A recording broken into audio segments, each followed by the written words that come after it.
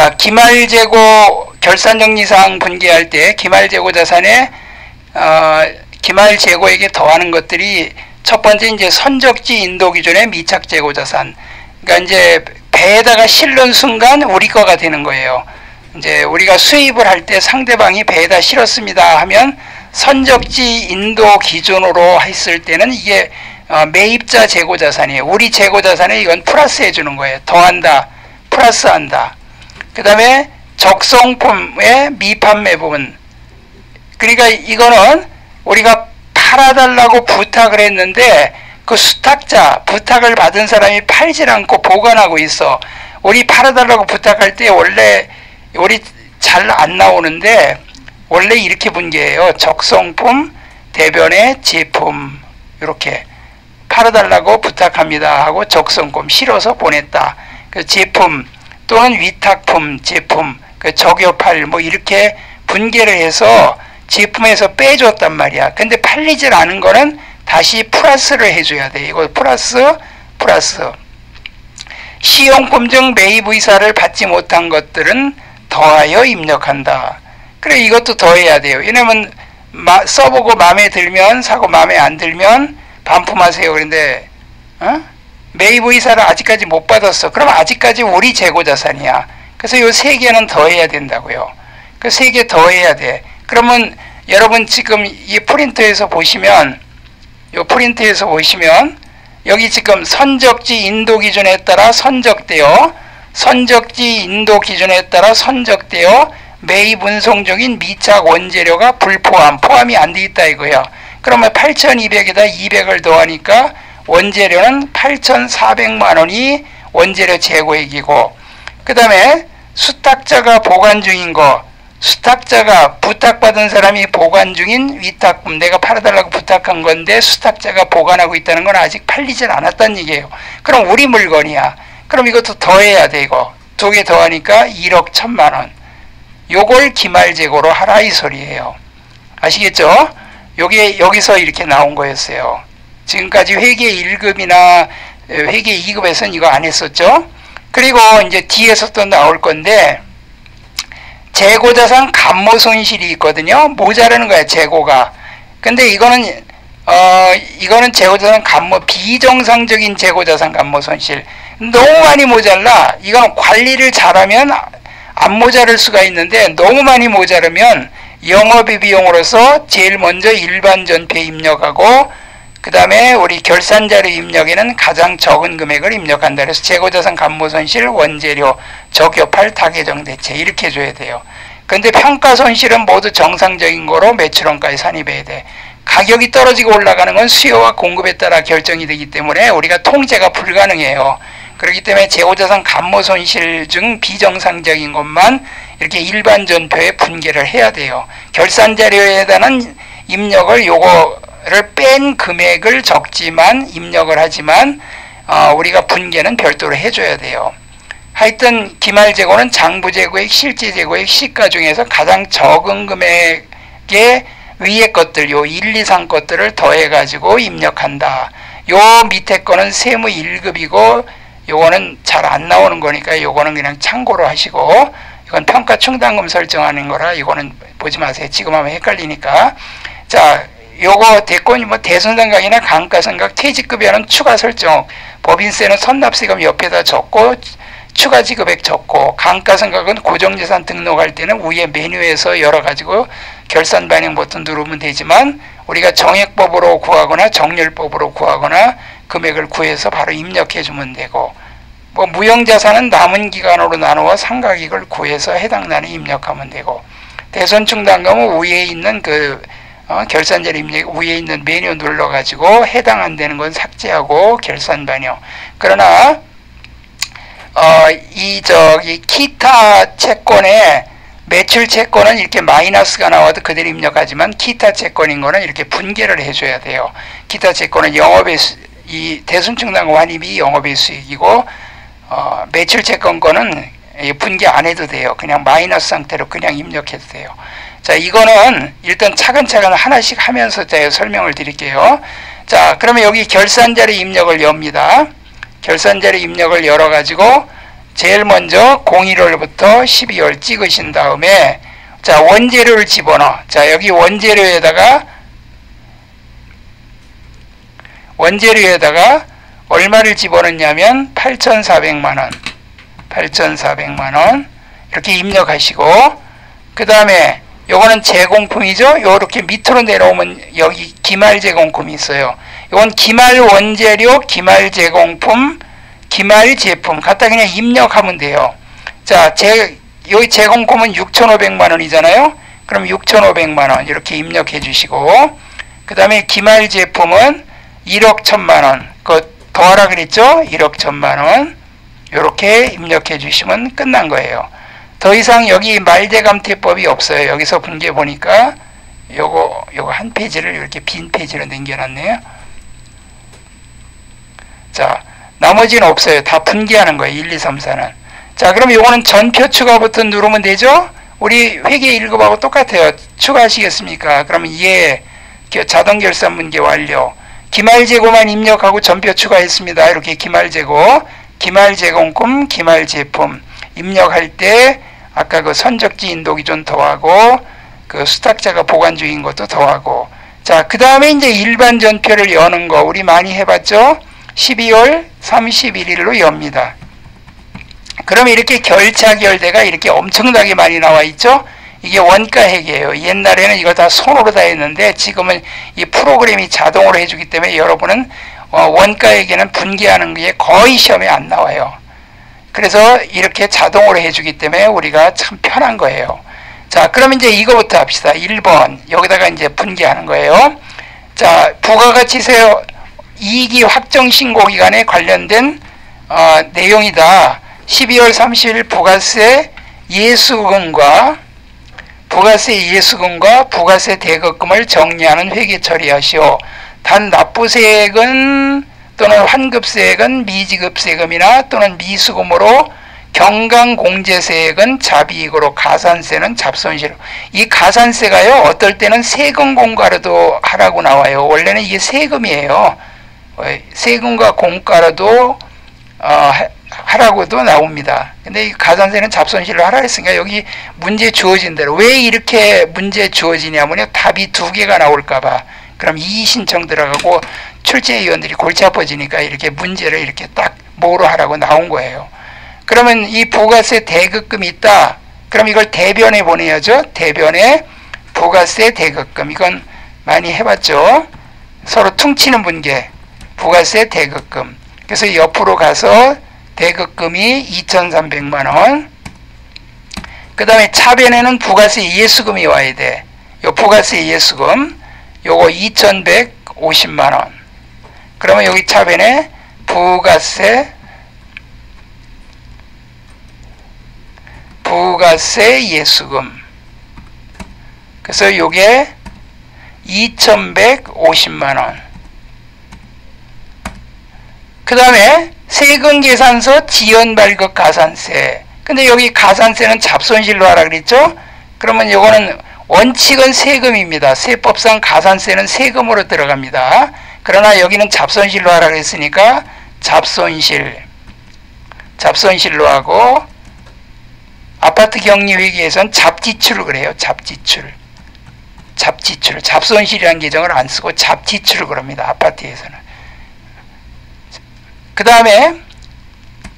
다음에 대변에 그 전자신고세, 그 홈택스로 전자신고하면 10,000원을 깎아주거든요. 그럼 이건 대변에 자비익으로 해서 10,000원. 그럼 이제 차대변을 비교해 보세요. 어디가 얼만큼 차이가 나요? 2,300이고 2,301만원. 요거는 2,200만원.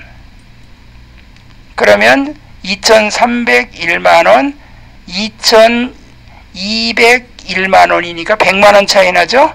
100만원 어디가 많아요? 대변이 많죠? 그러면 차변에 요걸 뭐라고 써야 되냐면 미수금, 120번 미수금 이렇게 해주면 딱 맞죠?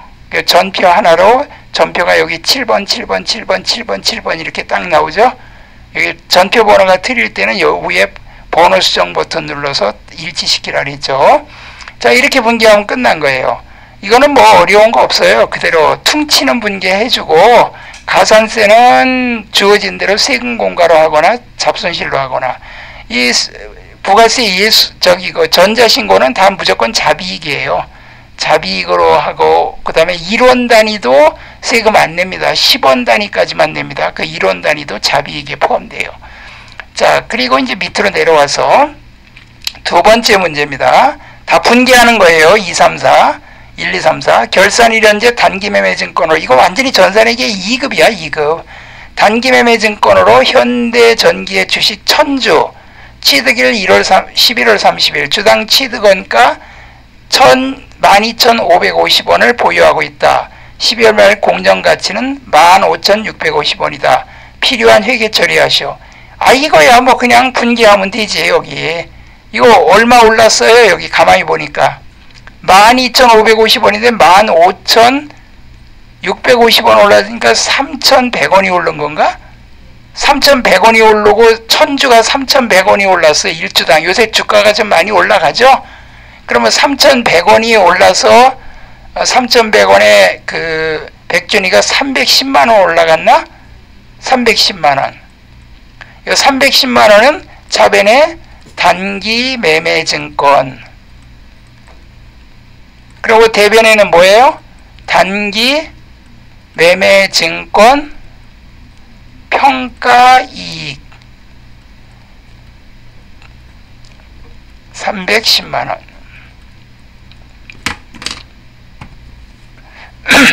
차변에 단기 매매 증권 단기 매매 증권 310만원. 그리고 대변은 단기 매매 증권 평가 이익. 그럼 끝. 이건 간단한 거죠. 그 다음에 요거 회계 2급에도 나오더라고요. 요 문제는 3번은 이거는 지금 여기 세무 2급 문제라고 할 수가 없어요. 이거 1, 2, 3, 4 전부 다 회계 2급 문제하고 똑같아요. 전기에 우리은행에서 차입한 2만 달러가 외화장기 차입금으로 남아있으며 일자별 기준 환율은 다음과 같다. 자, 현재 결산일이 당기말 현재 환율이 1,500원이에요. 근데 원래 차입일 환율은 1,450원인데 이거 필요 없어요. 왜냐하면 전기말에 환율 요걸로 고쳐놨거든. 항상 결산 때는요, 외화자산은 증권하고 외화자산은 평가를 하도록 돼 있어요. 세법이 규정돼 있습니다. 그래서 반드시 그건 평가를 하게 돼 있어요. 현재 가치로. 그러면 요 환율 1,200원짜리가 지금 1,500원으로 올랐어요. 그러면 얼마가 올랐냐면 300원이 올랐어. 그러면 2만 달러 곱하기 300원. 그러면 이게 얼마예요? 예? 600만원? 600만원이 외화장기 차입금이 환율이 오르는 바람에, 여러분들 요새 환율이 올라가면 빚이 있으면 더 갚아야 되죠. 한국 돈은 더 갖다 줘야죠. 한국의 화폐 가치가 떨어지는 거야. 이게 환율이 올라가면. 대변에 외화장기 차입금 600만원. 그리고 차변에는 외화 환산 손실. 요거는 반드시 알아야 됩니다. 이건 회계 2급이든 1급이든 반드시 알아야 돼요. 자, 이건 필수적입니다. 그러면 대변에 외화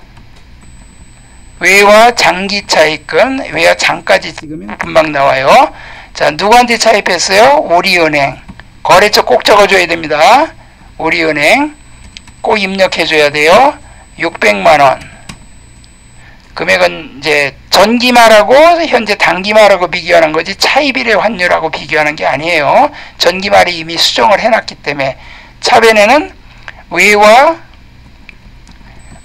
환산 손실. 왜냐면 빚을 더 갚아야 되니까. 저기 거래처 요거 안 적으면 요 문제 분계 틀리는 겁니다. 그 다음에 이거는 회계 2급이다 완전히. 단기종이 실제 현금보다 장부상 현금이 10,000원이 많아 현금과부적으로 처리하였던 금액 중 돈이 많았대요. 많아서 현금과부 처리했던 결산일에 현금 4,000원은 책상 서랍에서 발견되었으며 나머지 6,000원은 그 원인을 알 수 없다. 그러면 이건 현금과부적으로 처리했었으니까 돈이 많았대요. 그러면 차변에 현금, 대변에 뭐였어요? 현금 과부적이었죠? 가만히 있어봐. 이건 잘못했다. 많았다는 게 아니라 장부상이 현금이 많아서 현금과 부적으로 장부상이 많아서 실제보다 장부가 많다는 건 모자란다는 얘기죠. 어쩐지 이상하다 그랬네. 그럼 모자랐으니까 대변에 현금이 나간 거야. 그리고 차변에 현금 과부적 이렇게 분개했던 거예요. 속을 뻔했네 그냥. 문제 적당히 읽으면 많다 그러면 어우 돈이 많은 줄 아나 보다 이렇게 착각할 수 있어요. 시험장에 가면 당황해갖고. 그러니까 실제보다 장부가 많다는 건 실제가 모자란다는 얘기잖아. 그럼 차변에 현금 과부적 10,000원, 대변에 현금 10,000원 이랬는데 지금 결산 때 이 원인이 판명됐으니까 대변에 현금 과부적 없애주고 부족 없애주고 그 중에 4,000원 서랍에서 발견됐으니까 현금이 다시 들어온 걸로 해주고 나머지 6,000원 원인을 알 수 없으니까 잡손실로 떨어버리면 되죠. 맞죠? 이렇게 해주면 돼요. 그러면 대변에 현금 과부족 대변에 가서 10,000원을 없애주고 차변에는 현금이 4,000원이 들어오고 그 다음에 또 차변에는 나머지는 잡손실로 떨어버려야 돼요. 이렇게 해주면 분개가 끝났죠. 결산정리사. 자, 이제 드디어 여러분이 기다리시는 이제 연말정산 부분이 나갑니다. 자, 연말정산. 자, 이 연말정산에선 사원 등록하는 거와 이게 지금 사원 등록입니다. 이게 사원 등록. 그 다음에 두 번째는 급여자료 입력 요거. 그 다음에 세 번째는 연말정산. 요 세 가지가 시험에 돌아가면 나와. 근데 연말정산은 무조건 나와요. 연말정산은. 이건 점수가 커요. 연말정산은. 자그마치 연말정산 점수가 연말정산 점수가 요거는 10점 정도 되거나 9점 정도 되거나 뭐 그래요. 보통 한 10점 정도 된다. 그러니까 연말정산은 무조건 맞춰야 되고 급여자료 입력이나 사원 등록하고 부양 가지고 이거 입력하는 거 요게 돌아가면서 나오는데 자 그러면 지금부터 이 사원 등록에 대해 설명을 해줄게요. 자 사원 등록 본인은 세대주 여부도 체크를 하는데 뭐 그 체크하는 난이 프로그램에서 있는 경우도 있고 지금 보니까 프로그램에 없으면 체크 안 해도 돼요. 기본사항과 부양가족 명세를 입력한다. 1인당 150만원씩 기본공제가 됩니다.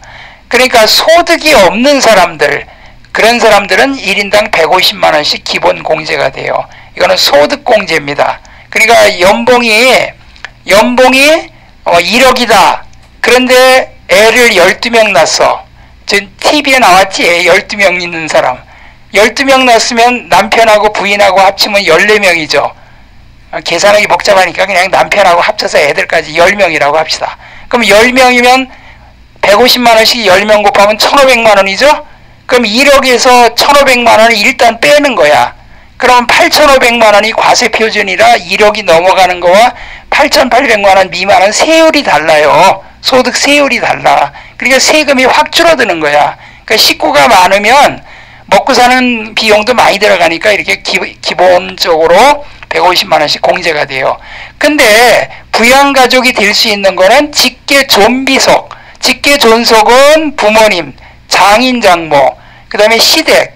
이거는 같이 살면은 부양가족이 돼요. 그러니까 부모님하고는 같이 살아야 돼. 장인, 장모나 시부모는 같이 살아야 부양가족이 돼요. 주거 형편상 별거를 할 때 그래도 또 부양을 하고 있다 그러면 부양가족이 될 수는 있어요. 그런데 부양가족이 절대 될 수 없는 게 있어요. 촌수가 멀어. 자, 삼촌이나 고모나 이모, 숙부, 외삼촌, 조카, 사실혼 관계에도 안 돼요. 이혼한 배우자, 이혼하면 무조건 부양가족 안 돼. 그래서 이혼하지 말라는 얘기야. 형제자매의 배우자, 형제자매는 부양가족이 될 수 있지만 형제자매의 배우자는 안 돼요. 며느리 사위는 부양가족이 절대 안 됩니다. 이거 꼭 알아두세요. 시험에 이모가 부양가족으로 이렇게 나왔어. 근데 그걸 부로 체크해야 돼. 부양가족이 안 된다고. 자, 기본공제. 부양가족은 소득금액 연 100만원, 소득은 333만원 이하자. 그러니까 1년 동안 이 사람이 벌어들인 소득이 333만원이면 소득 금액은 100만원이야. 여기서 알아둬야 될 게 소득과 소득 금액이 다릅니다. 자, 소득은 뭐냐면 이건 총액이야. 총액. 소득 금액은 이거는 자기가 벌어들인 총액이고, 소득 금액은 여기서 필요경비라든가 소득 공제를 뺀 거야. 소득 공제를 이걸 뺀 게 소득 금액이야. 그러니까 소득 금액이 100만원 이하자. 100만원까지만 부양가족이 될 수 있어요. 급여는 연 500만원 이하자. 급여는 1년에 500. 급여는 좀 봐줘요. 급여 이제 70%가 그 소득공제거든요. 7호 35 하면은 150만원이 소득금액이 되는데 그 월급 타는 사람은 좀 혜택을 많이 줘요. 그래서 연 이거 500만원 이하자. 일용근로자. 일용근로자는요, 1년에 1억을 벌어도 다 부양가족이 돼. 일용근로자는. 왜 그런 거 있잖아요. 그 건설공사, 우리 동네 아파트 재건축한다고 막 계속 공사하는데 거기서 일당 받고 일하는 사람들 있죠? 그런 사람들은 얼마를 받든 일용근로자는 무조건 부양가족 돼요. 그리고 나이는 만 20세 이하. 요새는 나이가 만 나이로 바뀌었죠? 그러니까 이제 2025년에서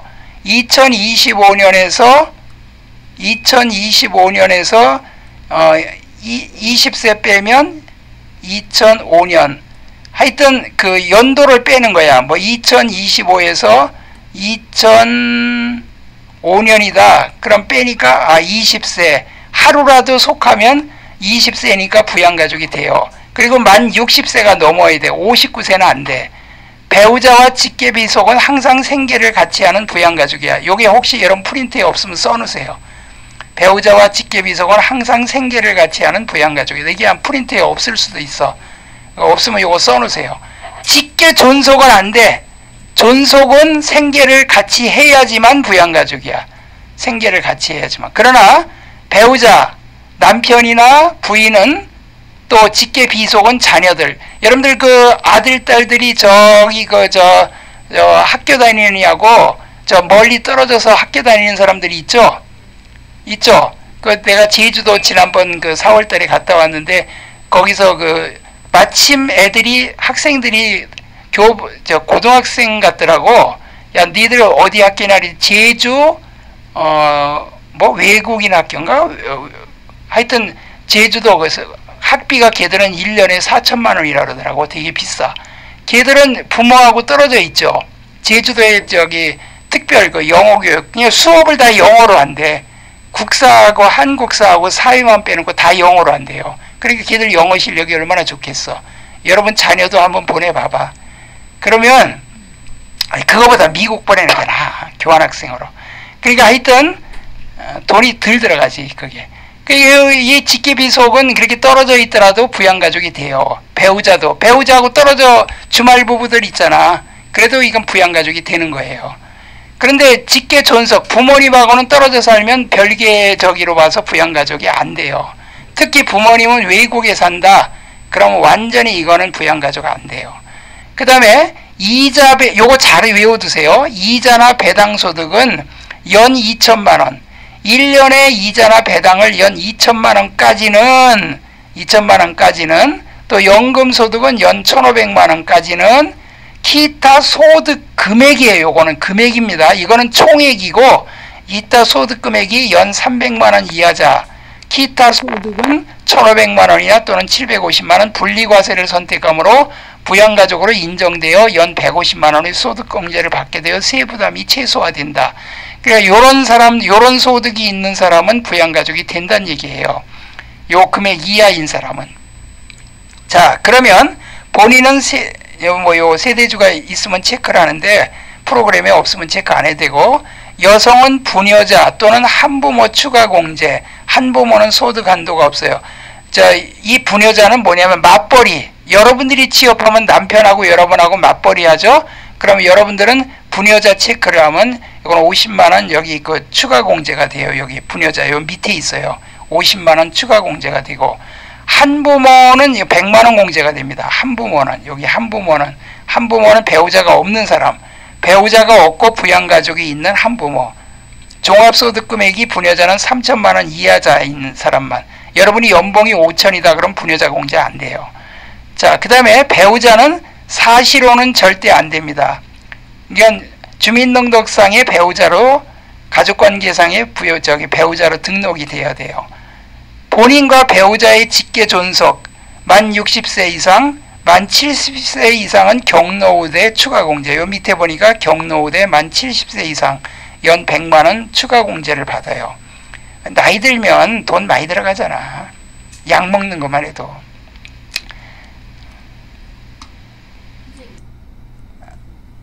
자, 형제자매는 만 20세 이상이거나 20세 이하거나 60세 이상이어야 돼. 장애인의 경우는 나이에 관계없어요. 장애인의 경우는 나이하고 아무 상관없습니다. 형제자매 배우자는 기본공제 대상자가 아닙니다. 그 다음에 직계 비속, 자녀나 손자녀까지 부양가족이 돼요. 손주까지. 만 20세 이하. 직계 비속의 배우자는 부양가족이 아니다. 며느리나 사위는 부양가족이 아니에요. 부양가족인 비속과 그 배우자가 장애인 경우는 모두 부양가족이 된다. 그러니까 부양가족인 직계 비속인데 그 배우자도 둘 다 장애인일 때는 부양가족이 돼. 그 다음 위탁아동은 만 18세 미만, 6개월 이상 보호시에는 20세 이하까지도 됩니다. 그 다음에 기초생활수급자는 이거 나이 안 따져요. 그 다음에 추가공제는 기본공제 대상자만 추가공제가 된다. 요거 이론시험에 나왔었어요. 부녀자 공제, 한부모 공제는 본인이 공제받는 것임. 근데 이거 소득이 부인하고 남편이 있을 때 부양가족은 소득이 많은 사람한테 몰아주는 게 특별공제 받는 거, 신용카드 공제 더 유리해요. 왜냐면 세율이 액수가 크면 세율이 올라가기 때문에 세금을 더 적게 내요. 장애인은 나이에 제한 없다. 연 200만원 추가 공제됩니다. 장애인은. 그 다음에 경로우대는 70세 이상 연 100만원 공제. 부녀자는 3천만원 이하자만 연 50. 이건 맞벌이에요. 한부모는 소득 한도가 없어. 배우자 없고 부양가족이 있는 경우 연 100만원 추가 공제. 자녀 세액 공제는 만 8세부터 20세 이하의 자녀 손자녀는 애가 첫째면 25만원. 이거 세액 공제예요. 둘째는 30만원, 셋째 이후에는 40만원. 올해 이거 세법이 바뀌었어요. 올해 세법이. 작년보다 이게 늘었습니다. 이게 늘었어요.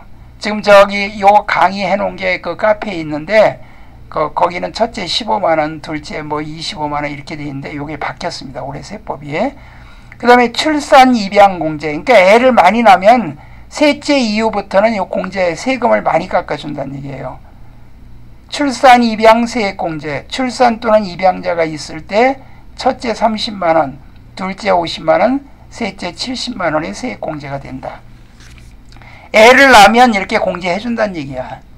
중소기업 취업 공제. 15세에서 34세 청년, 60세 이상, 경력 단절 여성, 장애인이 취업 시 세액 감면 공제해 준다. 추가사항 탭에 중소기업 해당 여부와 나이, 기간, 청년 5년 90%, 기타는 3년 70%, 청년 여부 적용 기간은 이거는 입력 방법이니까 이건 지금 이론을 설명하고 있는 거예요.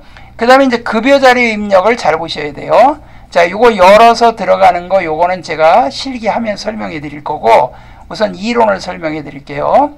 혼인신고를 한 경우 생애 1회 결혼세액 공제 50만원 받는다. 혼인신고를 하게 되면 세액공제를 받아요. 각각 받아요. 각각. 그 다음에 야간근로수당.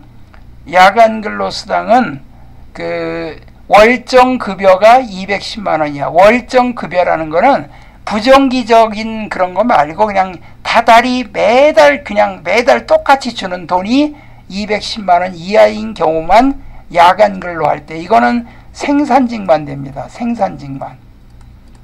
이건 생산직만 돼요. 직전 연도 총급여가 3천만원 이하자만 월 20만원 비과세입니다. 이건 자동 적용되니까 신경 쓸 거 없고, 야간근로, 연장근로, 휴일근무, 수당, 돌봄이나 가사, 단순노동, 미용, 숙박, 음식, 여가, 관광, 매장관리자도 포함한다. 식대는 월 20만원까지 비과세. 이게 작년부터 바뀌었어요. 그전에는 우크라이나 전쟁 나고 나서 그 다음 해부터 바뀌었어. 식사가 제공되면서 별도로 식대를 지급하는 경우에는 과세가 됩니다. 그러니까 군내 식당이 없어. 그럼 당신들이 가서 바깥에 가서 밥 먹어요. 그럼 월 20만원. 요새 밥값이 기본 싼 것도 다 10,000원은 가죠. 그러니까 이제 20일 출근하면 20만원은 줘야지. 옛날에 이거 10만원이었어요. 자가운전 보조금은 여러분이 여러분 명의의 차를 가지고 운전해서 회사 업무에 이용 시 월 20만원까지를 여러분한테 지급하면 그거는 비과세입니다. 근데 단 시내 출장비 별도 지급 시는 과세야. 근데 여러분이 만약에 그 차 가지고 저 지방을 간다. 그럼 20만원 갖고 택도 없어. 부산 갔다 온다. 그러면 20만원 갖고 기름값도 안 나와. 이거 톨게이트비도. 이거는 시내 출장비만 별도 지급 시는 과세. 자, 그 다음에 출산 보육 육아수당 월 20만원까지 비과세. 만 6세 이하 자녀 양육 월 20만원까지 비과세. 우리 조유라님 이거 받고 있죠? 남편이 받고 있을 거예요. 이거. 연구기관에 근무하는 자의 연구보조기 월 20만원. 직무발명보상금 700만원까지 비과세. 개인법인 가족 등 특수관계인은 제외합니다. 그 다음에 국외근로 월 100만원까지 비과세. 국외 원양어선 근로 건설 그러면 월 500만원까지 비과세. 근로자 본인의 학자금 교육비, 근로자가 업무에 따른 교육, 훈련 등 회사가 지급 기준으로 지급, 양식업은 5천 비과세, 그 밖에 농업, 부업 3천 비과세, 급여 입력 시 급여 명세에 적용된 항목 외의 것들은 사용 여부. 이거는 이제 할 때 설명해 드릴게요. 총 근로기준 7천만원 이하 근로자, 자녀 1인당 50만원, 100만원 신청하여 받을 수 있는 근로장려금 전액, 사립학교 사무직원 양육수당 월 150만원. 여러분들 저기 어디 건설회사 그 회장이 1억씩 애 나면 1억씩 준다 그랬죠? 그 전에 세금 냈거든요. 근데 지금은 전부 다 비과세예요. 세금 떼면은 그거 남는 거 없잖아. 거기가 뭐지? 무슨 건설이지? 부영건설. 맞아. 부영건설. 요번에 저기 김문수가 그랬나? 애 나면 1인당 1억씩 주겠다고. 근데 나 애 안 날 거요. 그래가지고 떨어졌나 보지 뭐. 소득세와 4대 보험에 조합비 등 공제되는 것을 추가로 입력한다. 난 그랬으면 좋겠어. 애 나면 무조건 1억씩 한 2억씩 준다 그러면 애 많이 날 것 같은데. 더 날 거죠? 신은희 형님 더 날 거지? 한 2명은 더 날 거잖아. 옛날엔 5명씩 났어. 우리 같은 경우도 형제가 뭐 보통 5명인데 나는 형제가 지금 3명, 나까지 3명인데 뭐. 1명 나면 그건 안 돼. 인구 줄어서. 최소 본전 2명 이상은 나야지. 자, 공제임령 4대 보험에 조합비 공제되는 거. 이거는 할 때 설명해 드릴게요. 원전징수 이행상황 신고서 매월 10일까지 전월분 급여 지급 내역이 입력된 것을 세무서에 제출하고 원천징수한 세금을 납부한다. 급여자료에 입력된 것이 자동 반영된다. 반기신고자 20명 이하는 반기신고 7월 10일, 1월 10일에. 직원이 20명 이하인 경우에는요, 6개월에 한 번만 신고 납부하면 돼요. 뭐 요거는 이제 중도 퇴사하고, 그 다음에 요거는 이제 실제로 하는 거고, 요거는 이제 참고로 읽어보시면 되고, 간편장부 대상자가 복식보기로 기장 시 20% 세액공제 100만원 한도, 재해손실 입은 경우 20% 세액공제, 2만원의 세액, 소득을 전자, 이 소득 신고는 2만원의 세액, 홈택스 신고하면, 아까 부가세는 만원이었죠? 이거는 2만원 세액공제 돼요. 자, 여기까지만 하고, 이제 문제를 풀어봅시다. 자, 원천징수. 자, 이거 이제 끄고, 자, 여기 원천징수를 누른 다음에, 지금 보니까 다음 자료 이용하여 격리부서의 부장으로 근무하는 고현석 4번 103번 11월 지급일 12월 5일에 수당공제 등록 급여자료 입력과 원천징수 이행 상황 신고서를 작성하시오. 수당 등록 시 월정액 및 통상임금은 고려하지 않으며 사용하는 수당공제의 항목은 사용 여부를 불허한다. 요거 있고, 자, 이거 누르시면 돼요. 자, 요거 잘 보세요. 급여자료 입력. 요걸 누르신 다음에,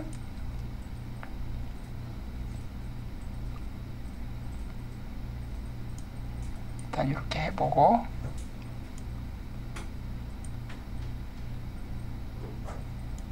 좀 키워야 되겠구나.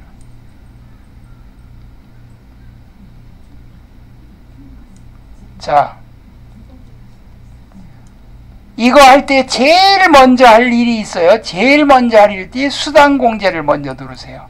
수당공제.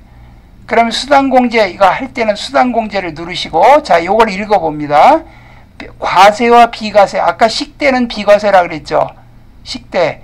식당에서 밥을 공짜로 주지 않고 한 달에 20만 원씩 주는 거는 비과세라 그랬지. 20만 원까지는. 자, 여기 밑에 보세요. 그 식대, 해당 회사는 현물 식사를 별도로 제공하지 않는다. 근데 여기 식대 20만 원 줬죠? 요거 있죠? 요거 비과세예요.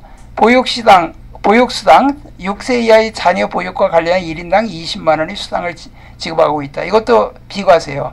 자가운전보조금, 직원 본인 명의 차량을 수요하고 그 차량을 업무에 이용하는 경우에 자가운전 보조금 지급 별도의 시내교통비를 정산해 지급하지 않는다. 그러니까 이거 다 비과세예요. 세 개가 비과세.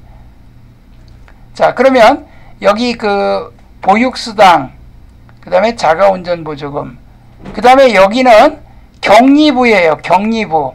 근데 여기 지금 야간근로수당이라고 있죠? 격리도 야간근로 할 수 있잖아. 근데 이거는 비과세가 안 됩니다. 이거는 자동 체크돼요. 이건 자동 체크되니까 신경 쓸 거 없고, 자, 그럼 우선 식대부터 보세요. 식대 여기 지금 여기 비과세라고 돼 있죠.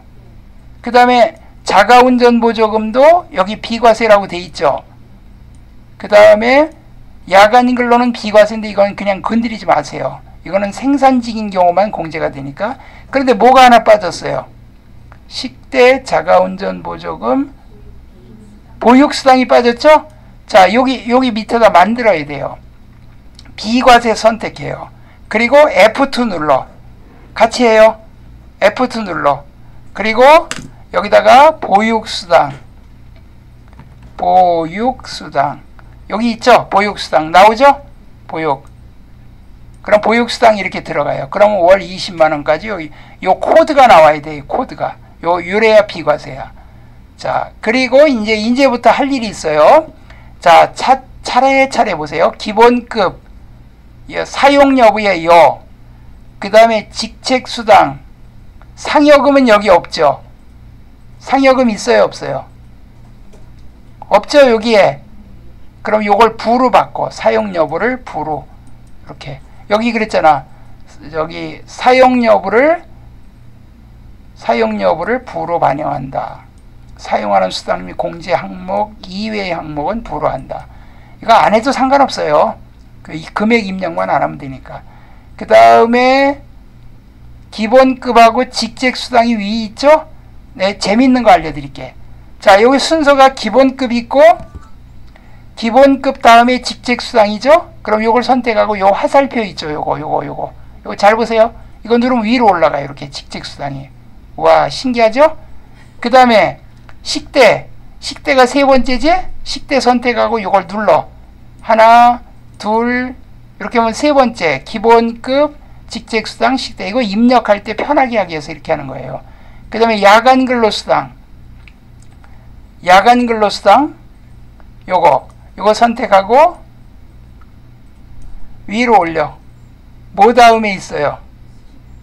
식대 다음에 있죠? 그럼 위로 식대 다음에. 그 다음에 보육수당. 보육수당이 뭐 다음에 있어요? 야간근로. 그럼 위로 올려. 그 다음에 야간 보육수당 했고, 그 다음에 자가운전보조금. 그 다음에 위로 올려. 그러면 상여금 부고, 월차수당 없죠? 그럼 이것도 부로 바꿔. 자, 그리고 이제 공제 항목에 가봐요. 요거는요, 기본이에요. 요 공제 등록 요거 눌러. 그럼 국민연금, 건강보험료, 4대 보험 있죠? 고용보험. 근데 여기 학자금 사관, 학자금은 그냥 부로 바꿔. 사용 안, 여기 없으니까. 그럼 이 소득세는 여기 안 들어가도 자동으로 떠요. 소득세, 지방소득세는. 그럼 됐어요. 자, 그럼 이제 이걸 확인을 누르세요. 확인을 딱 누르고, 이제 11월 달이고 지급일은 12월이잖아요. 그럼 이걸 11월 찍고 지급은 12월로 찍어. 그리고 12월 며칠이야? 12월 5일이죠? 5일날. 그러면 이렇게 뜨고 고연속. 그럼 여기다 이제 입력하는 거야. 자, 기본급 300. 순서가 이제 직책수당이 나왔으니까 이제 편하잖아. 그냥 보고 입력하면 되잖아. 이렇게. 그 다음에 식대 20만원. 그 다음에 야간근로수당 30만원. 그 다음에 보육수당 20만원. 그 다음에 자가운전보조금 25만원. 그 다음에 이제 옆으로 가서 국민연금. 여기 없죠, 숫자가 없어요. 자, 국민연금이 14만, 아유, 이거 가만히 있어봐. 요거 요렇게 보내고, 요걸 요렇게 보내고, 좀 키워야 되겠다.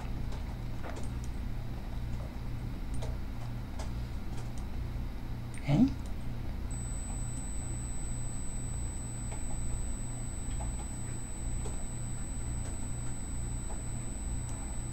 국민연금이 14만 1,750원. 14만 1,750원. 됐고, 그 다음에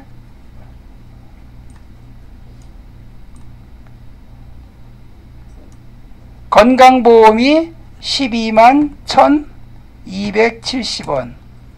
그 다음에 장기요양보험이 15,700원. 고용보험은 27,600원 똑같고, 소득세 94,800원, 지방소득세 9,480원. 끝났어요. 다 입력됐어. 그러면 여기 있는 거 싹 다 입력하고, 공제합계가 41만 680원, 지급액합계 405만원, 비과세는 60만원. 여기에 참고로 알려드릴게요. 사원 등록에 이 사람은 여기 생산직 여부에 여기 부로 돼 있어요. 부로. 왜냐하면 이 사람은 격리부서잖아. 그러니까 격리부서기 때문에 이 사람은 그 야간근로수당은 과세입니다. 비과세가 아니에요. 그럼 이제 이거 다 끝났으면 이거는 그냥 저장하라는 소리 없으면 그냥 이렇게 저장이 된 거예요. 자동으로. 자, 그리고 나서 이제 뭘 작성하라냐면 원천징수 이행 상황신고서라고 했는데 이건 아주 간단해요. 이거 눌러. 이거 눌러가지고 지금 11월 달 거잖아요. 그럼 여기다가 11월, 그 다음에 또 11월, 그리고 지급은 12월에 지급했죠. 12월. 그리고 그냥 엔터 치면 이렇게 자동으로 들어가요. 이렇게 자동으로 들어가고, 여기에 전월 미완급세액이 22만원이 있다 그랬죠. 지난달에 세금을 너무 많이 내가지고 돌려받아야 되는데 못 돌려받았어. 그건 여기다가 입력하면 돼. 여기다가 22만원. 여기 보이죠? 여기 밑에 보이세요? 여기 22만원. 그러면 이제 끝이에요. 끝이고, 요거를 갖다가 이제 세무서에 보고하는 거야. 요거를 딱 누르면 저장하시겠습니까? 그러면 예 눌러야 돼. 저장 안 하면 헛일한 거예요. 요렇게 해서 이 문제를 풀었습니다. 자, 이 문제 2번. 다음은 영업부서에 재직 중인 윤지원 사원의 연말정산 자료이다. 아래 자료를 이용하여 연말정산 추가자료 입력 메뉴에 부양가족 탭, 신용카드 탭, 뭐 이런 거 하여튼 입력하래요. 그럼 이거 여기 있죠. 여기 보세요. 여기 연말정산 추가자료 입력 요거 눌러요. 이거 눌러가지고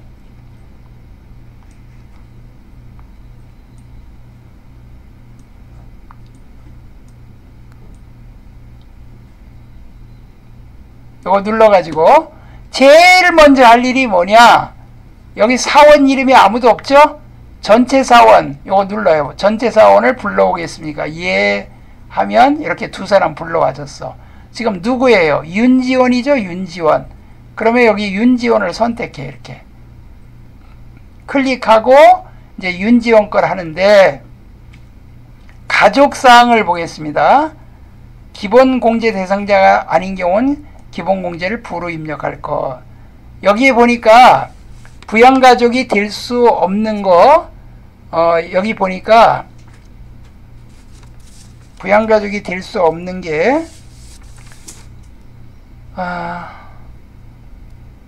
여기 배당 소득 금액이 2,500만원 주거 형편상 별거 중이지만 얘는 소득 금액이 초과돼요. 이자나 배당 소득은 아까 얼마 이하자야 된다 그랬죠? 이자 배당은 2천만원 이하라 그랬죠? 2천만원 이하. 그러면 여기 이제 여기 보세요. 여기 화면 부양가족을 누르세요. 부양가족 누르고 여기다가 입력해요. 여기다 입력해도 되고 요 사원 등록에 입력해도 돼. 사원 등록에 입력해도 불러와줘요. 윤지원 이렇게 누르고 부양가족 명세 여기다 입력해도 되고 여기에 연말정산 입력 여기에 여기 지금 윤지원 여기 부양가족 탭에다 자 윤지원은 세대주 이렇게 됐고요. 세대주 자 그 다음에 1번 자 여기 보는데 여기서 입력하려니까 좀 불편하다. 여기서 입력합시다. 여기서 사원 등록에서 자 윤지원 그 부양가족 명세 자 첫째 본인 주민등록번호 다 나와 있어요. 그 다음에 위탁관계 여기 강모친 근데 이 연말관계에서 모친이라 그랬죠. 그럼 요 밑에 보세요. 소득자의 직계존속 1번 그 다음에 배우자의 직계존속 장인 장모나 시부모 그 다음에 배우자 그 다음에 직계비속 자녀나 이방자 그 다음에 직계비속 요거는 거의 안 써요. 형제자매 요렇게 보통 요렇게 쓰거든요. 자 외우세요. 배우자는 몇 번? 3번 자녀들은 몇 번? 4번 그 다음에 형제자매는 6번 소득자의 직계존속은 1번 그럼 요건 1번 자 강모친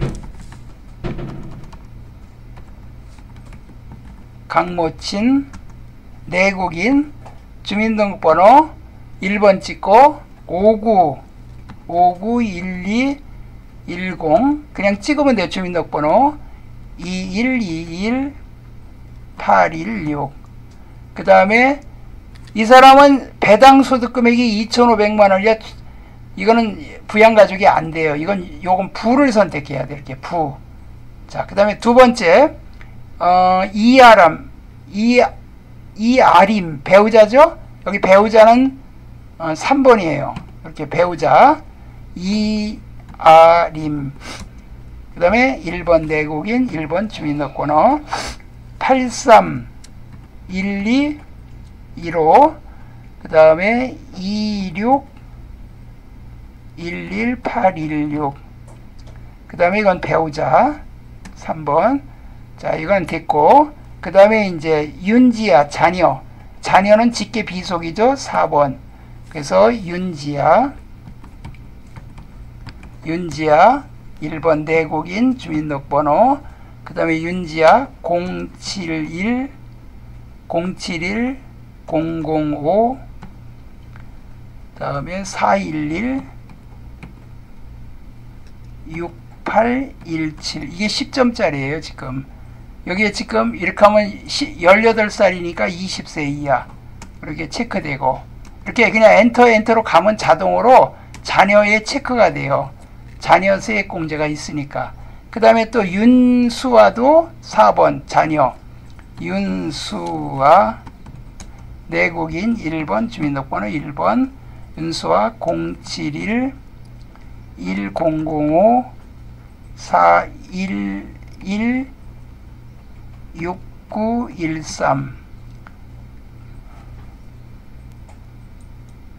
다시 07 1005 411 6913 18살 20세 이하. 여기 국외 유학중이지만 뭐 소득이 있다는 얘기 없죠. 그리고 그냥 엔터 가면 돼. 이렇게 그냥 가면 자녀가 자동 체크돼요. 또 4번 윤수와 윤지수, 윤수와 했고 윤지수 1대국인 주민번호. 그 다음에 25 올해 태어났네요. 250 105 그 다음에 367 요새는 주민등록번호가 이렇게 되죠. 367 1817 그 다음에 20세 이하. 그 다음에 옆으로 가요. 자, 얘는 자녀의 체크가 안 돼. 자녀는 8살부터 되거든요. 8살부터 20세 이하. 근데 얘는 지금 올해 태어났으니까 이거는 출산 입양의 공제, 요거 세액 공제예요. 그러면 얘는 지금 몇째예요? 1명, 2명, 3명이니까 셋째죠. 셋째라고 체크해야 돼. 그럼 다 체크됐죠? 그럼 여기 부로 체크된 사람은 이 사람 하나밖에 없어요. 그리고 첫째가 얘 장애인이네요. 첫째가 여기 장애인이니까 여기 장애인에서 여기 보니까 장애인 복지법에 따른 장애인. 첫째 여기 장애인 복지법. 이거요. 요 20세 이하로 해도 되고 요거 장애인으로 해도 돼요. 이거 장애인으로 하세요. 그냥 장애인으로. 장애인일 경우는 장애인이 우선순위야. 여기 고등학생인데 장애인 복지법에 따른 장애인이니까 여기서 장애인은 부양가족이 무조건 돼요. 근데 부양가족, 소득이 있으면 안 돼. 소득이 있으면. 얘는 고등학생이기 때문에 소득이 있다는 얘기가 없잖아. 그리고 여기에 장애인 복지법에 따른, 그 다음에 뭐 중증 환자, 국가유공자 뭐 이렇게 있죠. 자, 이렇게 돼서 끝났고. 자, 그럼 이렇게 이제 다 입력이 됐거든요. 요거 이제 끝났어요. 사원 등록은 이렇게 해서 끝나는 거고, 그 다음에 이제 요거를 다시 불러와야 돼. 연말정산을 이제 입력했기 때문에 연말정산 불러오고 전체 사원 이렇게 다시 불러오세요. 다시 불러오면 윤지원의 부양가족이 이렇게 입력이 된 게 이쪽에서 불러와져요. 아시겠죠? 방금 전에 그 사원 등록에서 입력한 게 요거 연말정산 해서 요걸 끄고 새로 이렇게 하고 전체 사원 불러오게 하면 그 입력한 게 돼요. 자, 이제부터 이제 입력합니다. 연말정산. 보험료는 무조건 보장성 보험만 들어간다 그랬고, 보험료는 보장성 보험이 들어가는데 소득이 있는 사람은 안 된다 그랬죠. 여기 지금 누구예요? 강모친이 소득이 있죠. 부양가족이 부로 돼 있죠. 여기. 그러면 여기 강모친 거 있죠. 요거 자동차 보험료 이거는 공제 안 돼요. 이건 빼야 돼. 이건 빼주세요. 자, 그러면 이제 여기가 윤지원이죠. 자, 윤지원을 체크해. 윤지원 본인 체크하고 여기 본인을 클릭한 다음에 요 밑에 여기 노란색 있죠. 연말정산할 때 노란색은 무조건 더블 클릭하라는 얘기야. 더블 클릭. 그리고 여기 보장성에 지금 실손보험이라고 있죠. 80만원. 여기 장애인하고 일반이 있어요. 여기다가 국세청 간소화. 여기다가 국세청. 이게 다 국세청 자료예요. 국세청에서 제공된 자료라고 가정한다 그랬잖아요. 그래서 여기에 80만원. 80만원. 그리고 엔터. 그리고 종료. 그 다음에 요번에는 또 이렇게 들어가요. 일반 보장성 보험. 그 다음에 이 사람 했고, 윤지아 장애인 보험료. 윤지아 윤지아 이렇게 클릭해요. 윤지아 이름을 클릭하고 여기를 더블 클릭하고 여기 장애인 보험료에다가 100만원 이렇게 입력해 주면 되고 종료. 그러면 끝난 거예요. 그 다음에 이제 교육비는 어떻게 하느냐. 교육비는 강모치는 역시 소득이 있어요. 강모치는 부모님은 소득이 있어도 교육비 공제 안 되고, 또 대학원 교육비도 안 되고, 또 이 직계 존속은 교육비 안 돼요. 여행만 보내드려야 돼. 그러니까 강모친 거는 무조건 빼야 돼. 의료비만 돼요. 강모친 여기 부양가족이 부로 돼 있잖아. 부로 돼 있는 사람은 의료비는 되고 나머지는 이렇게 안 돼요. 그러면 이제 여기 윤지아 자녀. 자, 윤지아 체크했죠? 그럼 교육비는 여기에요. 여기. 국세청. 요 줄이 국세청 줄이죠? 자, 윤지아가 지금 나이가 18살이에요. 초중고예요. 그러면 윤지아인데 금액이 얼마냐면 잘 보세요. 윤지아의 교복비가 20만원, 체험학습비가 35만원인데 체험학습비 얼마까지 된다 그랬죠? 30만원까지 된다 그랬으니까 교육비는 결국 50만원이야. 이거 30만원과 20만원. 장애인은 별도로 해야 되니까. 그러면 여기다가 50만원을 입력해요. 50만원. 그리고 여기 교육비 요거 체크해야 돼. 얘가 초중고인지 뭔지. 여기 지금 여기에 지금 몇 번이에요? 초중고가 2번이죠. 2번 여기 요 밑에 보세요. 요 밑에 초중고 2번. 그럼 2번을 클릭하면 초중고가 나와. 그 다음에 장애인 특수교육비가 120만원이니까 여기다 입력하면 돼. 120만원 이렇게 입력해 주면 돼요. 그래서 여기 윤수아는 교육비가 2개예요. 그러니까 윤지아는 교육비가 2개예요. 윤지아는 여기 그냥 교육비 체험학습비 30하고 요 금액을 체험학습비하고 그 다음에 교복비 안경은 50만원, 요건 30만원 반드시 구분해야 돼요. 그 다음에 윤수와 자녀 국외교육비, 고등교육법에 따른 국내 고등학교에 해당하는 국외교육기관 지출에 이거 공제됩니다. 이건 고등교육법에 따른 고등학교에 해당하는 국외교육기관, 정시가 학교에 다닌다 이거야. 그럼 윤수와 이렇게 클릭하고 여기 교육비에다가 원래 얘가 지금 18살이거든요. 그러니까 이게 원래는 이게 300만원 밖에 안 되는데 이건 300만원만 입력해도 되고 1000만원 입력해도 돼요. 이 프로그램이 자동으로 이건 체크를 해주게 돼 있어요. 그러니까 여러분들 신경 쓰는 거 싫죠? 교육비는 그냥 다 입력하세요. 교복이나 안경이나 체험학습비는 금액이 50, 50, 30인데 이건 그냥 1000만원 다 입력해도 지가 알아서 300만원만을 체크를 해줘요. 그리고 여기 좀 초중고니까 2번 선택해줘요. 그럼 초중고 됐어요. 그러면 교육비는 끝난 거예요. 이렇게 요걸 300으로 입력해도 맞습니다. 300으로. 대학생은 900, 초중고는 300. 뭐 이렇게 하시던지 1000만원 다 입력하시던지 상관없이 답은 똑같이 나와요.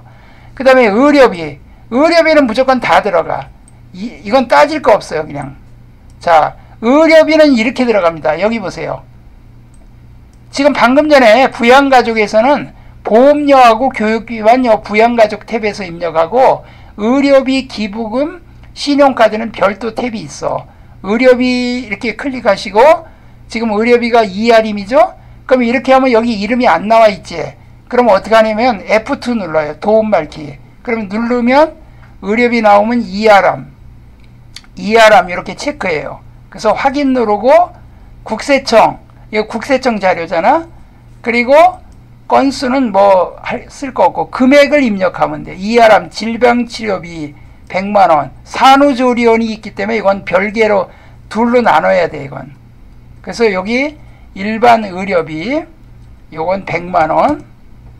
그러면 여기 실손보험 수령한 건 없고 왜 그러냐면 여기 산후조리원을 요거 X가 아니라 체크를 하게 돼 있어. 다시 ER임을 또 해야 돼. ER임 F2 눌러서 다시 또 ER임 하고 국세청하고 금액은 산후조리원 비용이 얼마 들어갔어요? 300 들어갔죠? 야, 250 들어갔죠? 근데 250 들어갔지만 250 다 입력하면 안 돼. 얼마만 입력하라고요? 200만 원만 입력해야 됩니다. 200만 원만. 산후조리원부는 200만 원만 공제가 됩니다. 요거는 200만 원이 교복하고 그거하고 똑같이 교육비만 빼고 나머지는 금액을 정확히 입력해야 돼. 그리고 요거 산후조리원이 지금 X로 돼 있죠? 요거 X를 동그라미로 바꿔야 돼. 바꿀 때는 1을 찍으세요. 1 찍어봐요. 그럼 0으로 바뀌어요. 이렇게 이제 신용카드. 자, 신용카드는 여기 신용카드 요거 눌러가지고 윤지원 본인 신용카드 사용액 보장성 보험료 80만원 이거 빼야 됩니다. 보장성 보험료는 이거 공제가 안 되기 때문에 여기서 80을 빼야 돼. 80을 빼면 3,740만원 3,740만원이에요. 그럼 여기 신용카드 윤지원이 본인이죠. 3,740만원만 입력해 줘야 돼요. 3,740만원만. 자, 그 다음에 이혜림 직불카드 질병치료비 포함. 질병치료는 이거는 빼면 안 돼. 질병치료는 신용카드 공제, 의료비 공제 두 개 다 되니까 그대로 여기다 요거는 이아림 직불카드라 그랬죠? 이아림 직불카드는 여기에요. 요 칸 직불카드란이 있어요. 이렇게 현금 영수증, 현금 영수증 칸, 도서공연, 신용, 직불, 현금, 전통시장, 대중교통 이렇게 나눠서 입력하면 돼요. 그럼 직불카드 500만원만 500만원 입력하면 끝나는 거예요. 신용카드 이렇게 하면 끝났어요. 자, 그 다음에 요 밑에 보니까 신용카드 등 사용 전통시장 뭐 이런 건 없다 그랬으니까 이걸로 끝난 거예요. 그 다음에 이제 월세액을 입력하라 그랬죠? 월세는 여기 있어요. 요 위에 탭. 월세 탭. 월세 탭에 입력하고 요대로 찍어주시면 돼요. 월세 입력이 제일 쉬워. 자, 딱 이건 볼 게 없어 그냥. 자, 여기 임대인이 누구예요? 임대인. 무주택, 본인 임차인. 연간 월세 1,080 지급했는데 임대인을 찍는 거예요. 여기다 임대인 누구? 김민수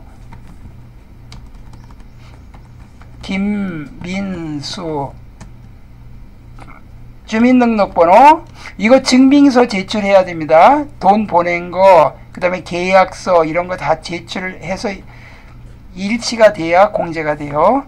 701011 166 1819 그 다음에 유형은요 F2 누르세요. 유형은 아파트 여기 아파트 있죠? 요 아파트 5번 무조건 모르면 그냥 F2 눌러봐. 계약 면적 여기 면적 83이죠? 83이면 국민주택이에요.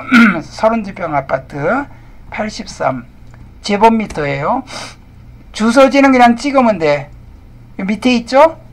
서울시 강동구